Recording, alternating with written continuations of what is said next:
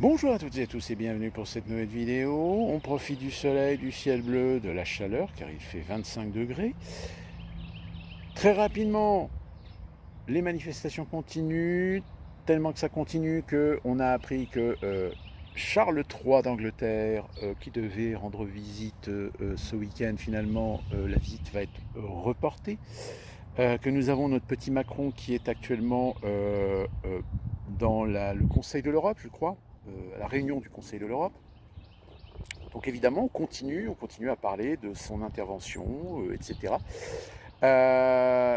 Et aujourd'hui, les médias sont en train d'essayer de focaliser l'opinion sur la violence. Quelle violence est légitime? Quelle violence est illégitime? On a même sur une émission sur la 5, un type qui a dit oui, mais la police, même si on n'excuse pas les débordements ou les dérapages de violence policière, la violence de la police, elle est légitime. Eh ben oui, elle est légitime. Sauf que le problème, c'est que la police, tout dépend si elle est au service de la République et de l'État ou si elle est au service d'un président qui a envie de soumettre le peuple.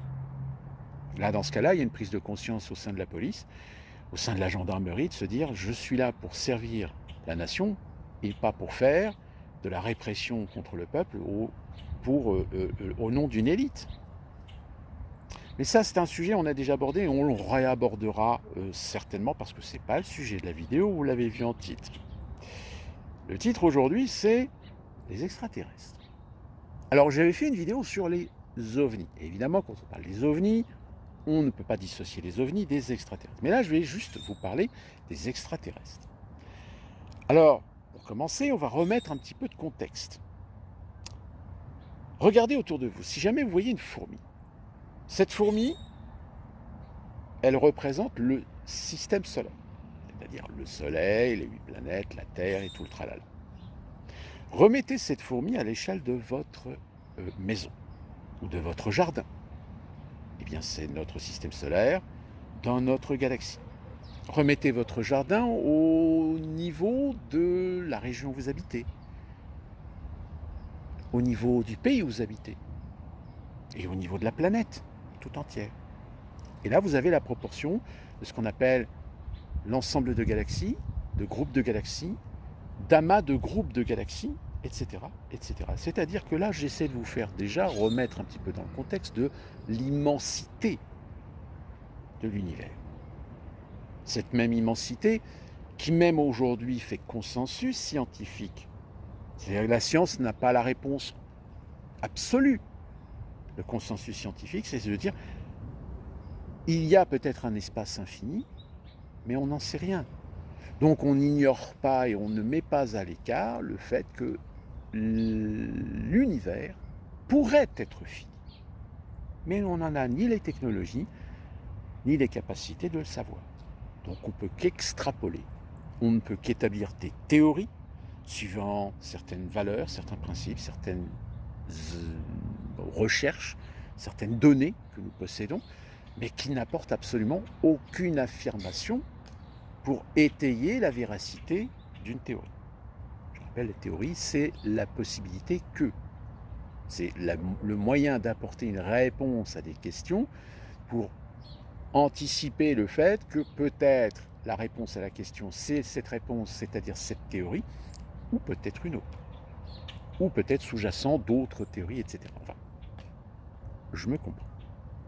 Donc, si vous revoyez un petit peu toute cette échelle, la question qui me semble essentielle, c'est sommes-nous seuls dans l'univers?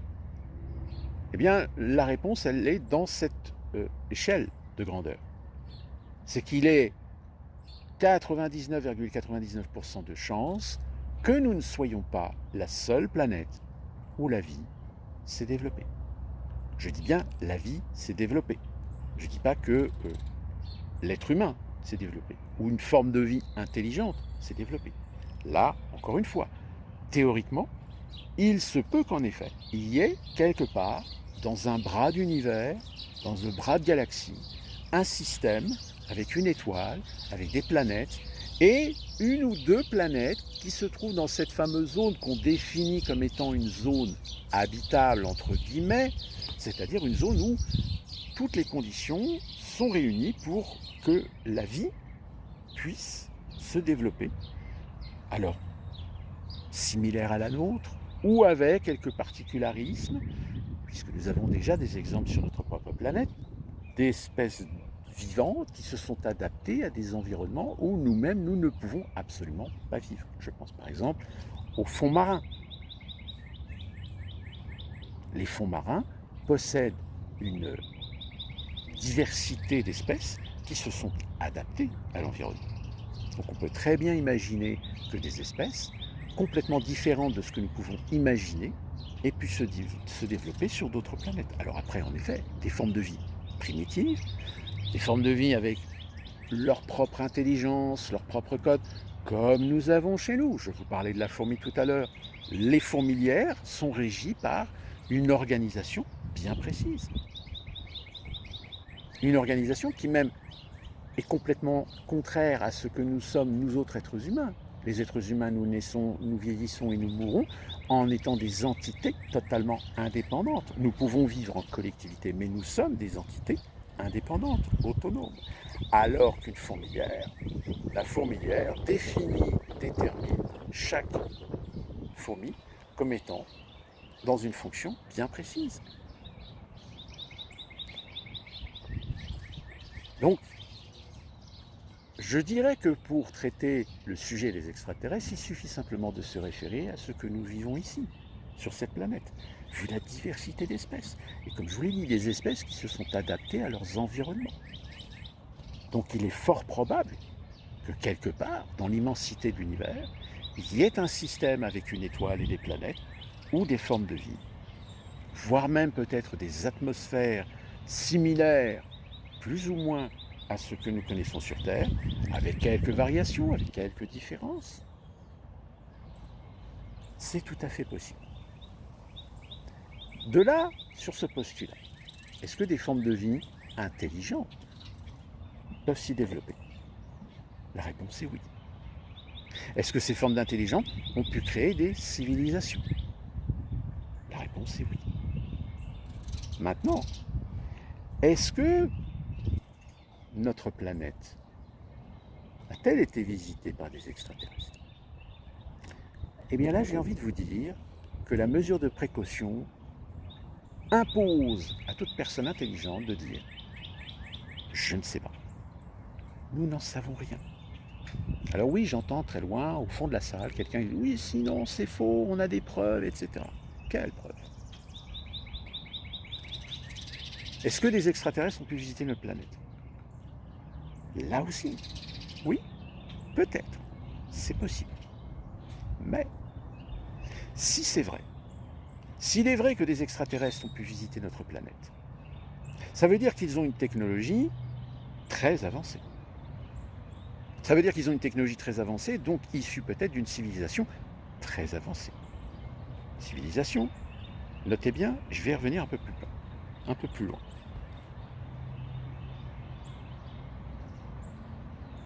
Ces extraterrestres qui viennent sur Terre avec une technologie très avancée, à votre avis, quelle est leur vision des choses? Ils auraient quasiment la même vision que ce que nos grands explorateurs ont eu sur les Nouveaux Mondes, c'est-à-dire être confrontés tout d'un coup à des populations, à des tribus, à des autochtones primitifs. À la seule différence, c'est que si c'était le cas, alors ce sont peut-être des races extraterrestres très vertueuses, très intelligentes et qui respectent le principe que sur cette planète, cette civilisation, cette forme de vie qu'on appelle les êtres humains sont encore à un état primitif, donc nous n'avons pas le droit d'altérer leur évolution. Inversement, s'ils avaient envie de nous conquérir, il y aurait déjà longtemps qu'on serait tous morts. Mais ça, c'est ce que, en règle générale, on voit dans les romans de science-fiction, dans le cinéma, etc. Les histoires de rencontres. Vous savez, rencontre premier, deuxième, troisième et quatrième type. Là, je rejoindrai finalement ce que Astier disait dans son spectacle L'exoconférence. Si ces civilisations extraterrestres ont une technologie très avancée, ils ont une technologie très avancée qui leur permettrait de pouvoir collecter des données, collecter des informations. Qu'est-ce qu'ils iraient se faire chier ou à kidnapper des gens pour les disséquer, les étudier, alors qu'ils ont juste à piquer les informations que nous possédons déjà. Des informations qui sont relativement complètes. Abandonner cette image des petits hommes verts avec leurs grands yeux noirs ou leurs grandes têtes. Abandonner l'idée de ces extraterrestres à poil. Parce que, encore une fois, si ce sont des civilisations très avancées, qu'est-ce qu'ils iraient se faire chier à venir chez nous à poil? Oui, alors j'entends bien, il y en a certains qui disent oui, mais c'est justement leur civilisation, peut-être que ils ont une morphologie qui fait qu'ils n'ont pas besoin de vêtements, ou peut-être que ça y est, ils se sont extirpés des codes patriarcales blancs depuis plus de 50 ans de systématiquement se munir de vêtements.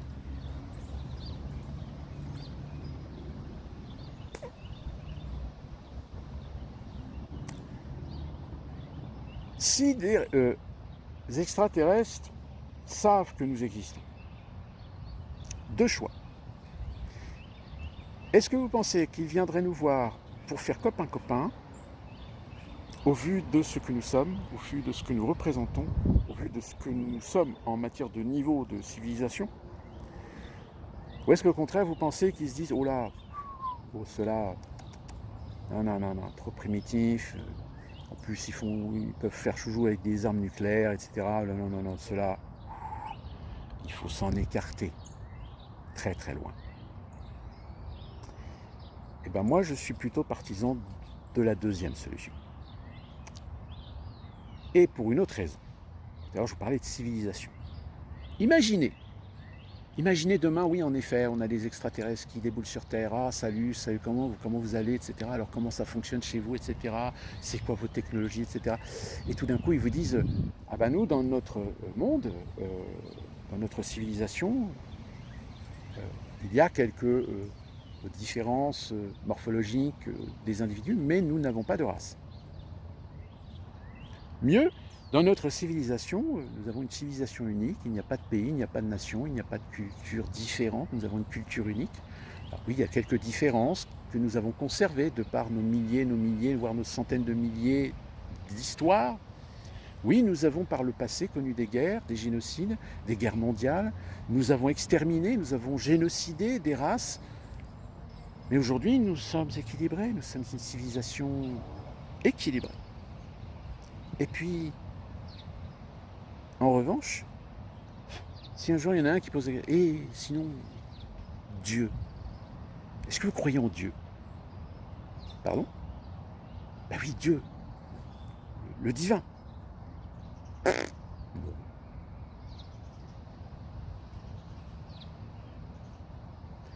comprendrez que là, ça risque de bugger. Ça risque de bugger parce que, alors je crois 3 milliards 5 d'individus prétendument croyant en Dieu, pratiquant, voire peut-être plus, je ne sais plus le chiffre exact, qui du jour au lendemain, on leur dit, bah, y a des extraterrestres qui ont débarqué, par contre, ils n'ont pas de Dieu, ils ne croient pas en Dieu. Pour eux, Dieu n'existe pas. Je vous invite à voir un film qui s'appelle Contact, qui est le film de Robert Zemeckis, où il y a cette séquence qui à l'époque était presque subversive par rapport à la culture américaine. C'est une séquence où le professeur Arroway, qui est joué par Jodie Foster, se présente devant la commission pour sa candidature pour être la passagère à bord de la machine qui a été construite. Elle a toutes les compétences requises, toutes les connaissances, etc. Et à un moment donné, il y a quelqu'un qui lui pose la question, il dit, est-ce que vous croyez en Dieu? Et donc elle répond, moi je ne suis qu'une scientifique. Je reconnais le fait que des gens peuvent avoir la foi, la pratique de la religion, etc. Mais en ce qui me concerne, moi je suis une scientifique, je suis quelqu'un de cartésien, donc je n'ai pas la croyance en Dieu. Et là le mec lui dit, Comment voulez-vous prétendre être une représentante de la civilisation humaine si vous ne croyez pas en Dieu alors que des milliards et des milliards d'individus sont croyants? Cette scène est effroyable. Elle est effroyable parce qu'elle met bien le postulat, et d'ailleurs même le film, si un jour vous voyez le film, ou si vous avez vu le film, souvenez-vous de ce film, où la finalité, la moralité de ce film, c'est que oui, nous existons, mais pour l'instant, vous n'êtes pas au niveau. Vous n'avez pas atteint un niveau de civilisation suffisante pour que nous puissions considérer un contact permanent. Alors évidemment, le film, il y a beaucoup de gens qui ont vu ce film comme un film de science-fiction, de toute façon, avec une lecture premier degré. Mais en second plan, ce film a quand même quelque chose qui justement pose le postulat. Donc les extraterrestres, est-ce qu'ils existent? Selon la démonstration que je viens de vous faire, très succincte, très superficielle, certains diront, penser qu'ils existent est légitime. Maintenant, à savoir, est-ce qu'ils ont déjà visité notre planète? C'est possible. Mais qu'encore une fois, s'ils ont la technologie pour pouvoir voyager à travers l'univers, ce que nous ne possédons pas, ce que théoriquement nous pensons qu'il est possible sans être obligé de vivre dans un caisson cryogénisé pendant 500 ans, pour aller d'un point A à un point B,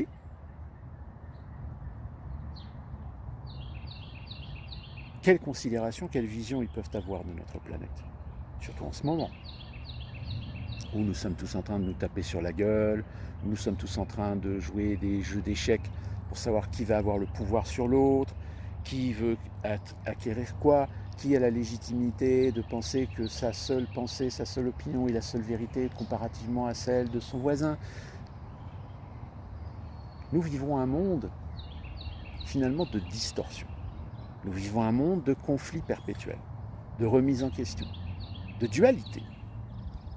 Or, si vous avez une civilisation extraterrestre qui a la capacité de voyager à travers l'espace, à travers l'univers, qui a peut-être rencontré d'autres civilisations, qui a une capacité de comparaison, une capacité de jugement, j'ai envie de dire dans ce cas-là, oui, moi je suis partisan du fait de dire que peut-être, s'ils font partie d'une sorte de confédération intergalactique, etc., notre système solaire, voire même notre bras de galaxie, est une zone interdite. Pour notre propre bien, en tant que civilisation humaine du XXIe siècle, que pour la leur. Parce que vous imaginez bien que si nous avons des contacts avec les extraterrestres, forcément il va y avoir un moment donné des gens qui vont vouloir exploiter leur technologie, qui vont vouloir leur piquer leur technologie, pour des biens ou des méfaits. Et ce que souvent d'ailleurs dans le cinéma de science-fiction et dans le roman de science-fiction, ce qui concerne les États-Unis, il y a à un moment donné toujours cette peur que même l'extraterrestre le plus pacifique qui soit va susciter à un moment donné la peur de gens qui disent oui mais attendez, qu'il soit pacifique est une chose, mais regardez la technologie qu'il a. Vous imaginez si jamais il y en a des millions comme lui qui débarquent sur Terre, mais ils peuvent nous anéantir. Ils peuvent nous génocider.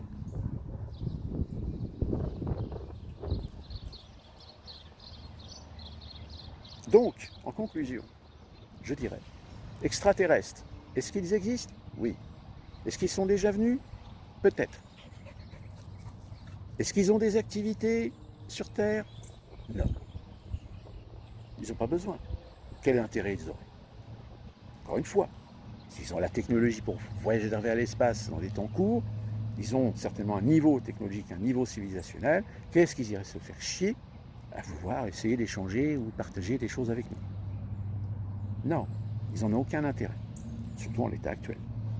Je ne dis pas, si demain nous réussissons à faire de la Terre un peuple uni, pacifié, sans frontières, mais même ça, j'ai envie de dire, c'est utopique. C'est utopique parce que fatalement, ça voudrait dire qu'il faudrait que nous éliminions toutes les dissensions, Nous éliminons tous ceux qui pourraient apporter le risque de ne pas être d'accord avec notre volonté de construction d'une humanité harmonieuse, d'un nouvel ordre mondial. Commentaires, idées, opinions, allez-y, exprimez-vous dans les commentaires. Et d'ici qu'on se retrouve pour une prochaine vidéo, portez-vous bien.